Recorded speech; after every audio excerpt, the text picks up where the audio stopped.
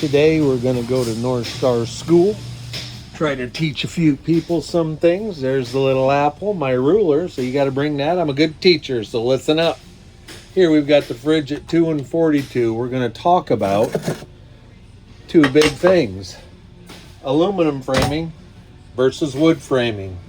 Now, wood framing gets a really bad rap because Elkhart, Indiana built so much garbage for decades, where you had corrugated aluminum and great big gaps and they all rotted out.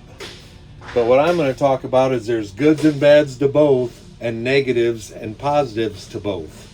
To build a good camper, you've got to have great product. So when we use our lumber, it's Clear Select. It just doesn't get any better than that. That framing comes in here, and then we start to put in all of our cabinets that are all full sheet panelized. Everything's full sheet, nothing's spliced, everything's glued, stapled, and routed out. And then the cabinets are set in. You'll see here where they're all screwed together, and all the cabinets here running up, screwed together. Wherever there's a cabinet, there's screws. And the strength of this is just unmatched, and I can take and actually hang my whole body weight on this cabinet, and you can't do that with a lot of units out there today. Another advantage of the wood frame is here's a camper that got the jack knocked off of it, and it is repaired. It's ready to have the jack bracket put back on. The fiberglass was all tore across here like this, and very easy to repair a wood frame camper. What if you do knock your jack off? Here you'll see a camper with the side walls glued to it. It's referred to as a hung wall. What that means? Hung means it's just hung up there by the staple.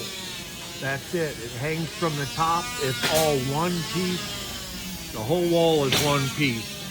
No splices. And that wall is glued with Sikaflex to the wood framing up here. Now when you take these sheets of fiberglass that's already glued glue on, that is hot melt epoxy glued. It's not laminated.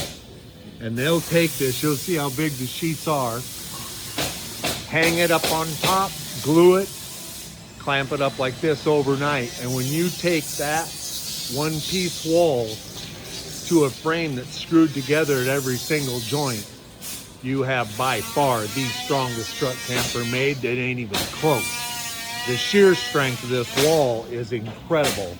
And also notice here, the wall comes down an inch below the wing, so there's never any water infiltration here. Flat laminated wall, and there you'll see the wall glued to the structure. All the butyl putty tape, wherever there's a hole, there's butyl putty tape behind on a North Star. But when we have a flat wall, same as a laminated camper, we have a nice tight fit. Everything's tight. It's not aluminum with a corrugated edge that is so hard to seal, and that's what gave wood frame such a bad reputation. Now back to the classroom. Now these had the aluminum piece and the wood piece had both been out of our -1 area or -2, and same as your camper is when you buy it brand new. Goes below freezing, sun comes out, hits it, it warms up. Well, what I want to show you is you can't change physics, and you'll see that the aluminum sweats. In other words, the camper leaks from when it's new. There's your wood. Hello. There's your aluminum. So what happens to that water? It lays down on the wall.